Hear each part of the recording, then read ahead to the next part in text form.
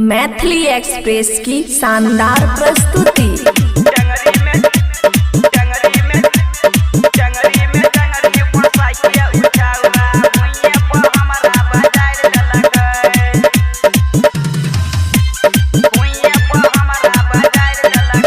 खुशी recording studio बलुआहा। ऊपर नैया फेरै रहै हाथ गे,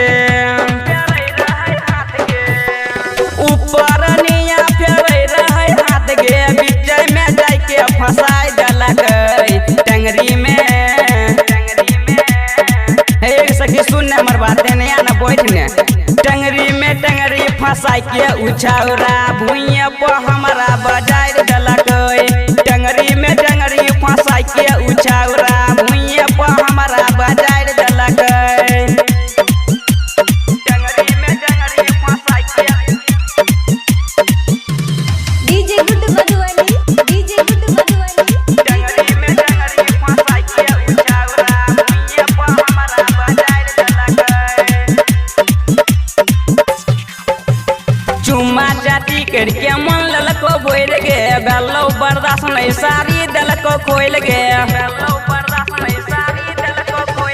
चुम्मा चाटी करके मन ललको बोल गे, बेलो बर्दाश्त नहीं सारी दलको खोल गे। लागे बोलाई के छाती सटाई के गई सुन, लागे बोलाई के छाती सटाई के वटवा के लाली सब चीज ललको।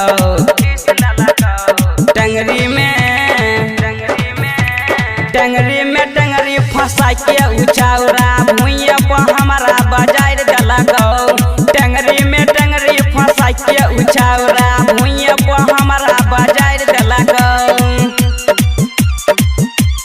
टंगरी फंसाई के DJ good Madhubani, DJ good Madhubani, DJ good Madhubani. टंगरी फंसाई के उछौरा भुइया पर हमरा बजाय देलकै। नीरज में दर्दी छौ बड़का कसाई गे, एक मिनट में गर्मी देलकौ झाड़ गे। नीरज ने दर्दी छौ बड़का कसाई गे, एक मिनट में गर्मी देलकौ झाड़ गे। ललित संतोष इंग्लिश मोहन, ललित संतोष इंग्लिश मोहन हाथ में गए 500,000 देलकौ। टंगरी फंसाई के उछौरा भुइया पर हमरा बजाय देलकौ।